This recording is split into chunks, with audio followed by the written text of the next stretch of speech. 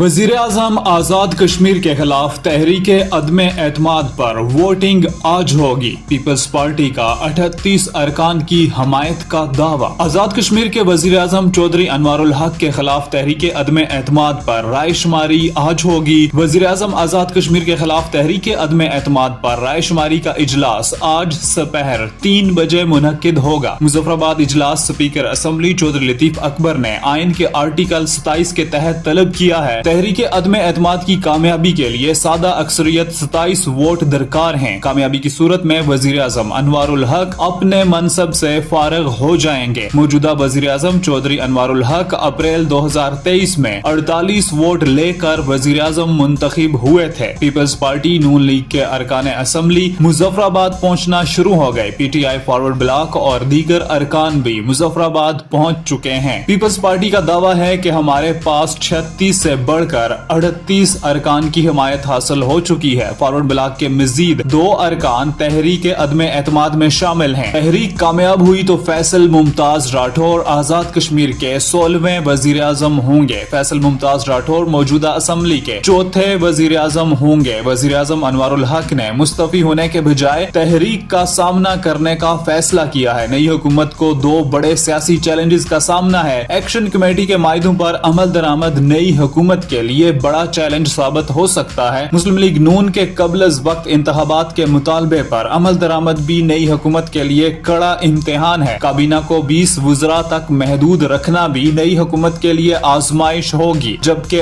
आज की राय शुमारी आजाद कश्मीर की सियासत का नया रुख मुतय्यन करेगी।